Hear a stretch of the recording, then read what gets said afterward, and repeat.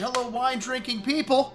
We've got one killer offering for you here today. This is one of our favorite wineries in the store and, well, one of the best known wineries in the world. You know, when you travel to different places in the world, you look for wines from this country. There's one producer that you can find pretty much all over the world, and that is, of course, Robert Mondavi Winery. If it's not Opus One, which is considered the first growth, one of the first growths of this country, which is sold in 70 countries around the world today, you'll find the Robert Mondavi label, which as of 2004, no longer owned by the Mondavi family. Constellation Brands took over this winery, and, well, you know, since then, it seems like the wines have continued to get better, as the scores have never been higher for the wines of Opus One and Robert Mondavi Winery. You know, when Bob first got started, he and his brother got in a fight. Charles Krug Winery was where they were both at, and Bob went out and said, I'm going to start my own winery. 1966, he started his own label, but before that, he said, you know, I need to find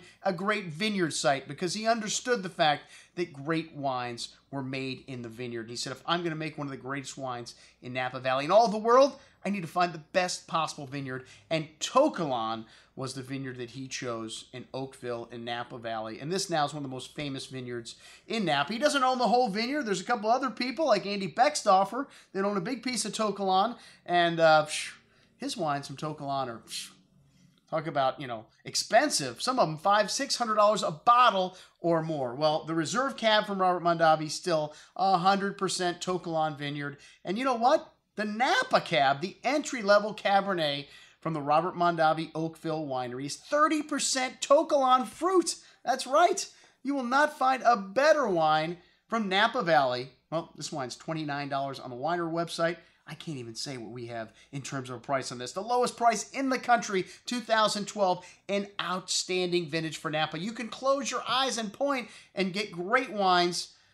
2011, not so much. You know, I remember trying the 2012 Napa alongside the Oakville from Mondavi 2011, which Oakville was it was a very difficult year for them in 2011 because of the rains. And there was no comparison. The Oakville's a $50 wine, and this $29 wine regularly just blew away the Oakville. And like I said, for a limited time, we have got the best price in the country on this iconic wine from Napa Valley. The 2012 rather, has got a little bit of Cabernet Franc and Merlot and Malbec and Petit Verdot, so all 5 of the Bordeaux varietals.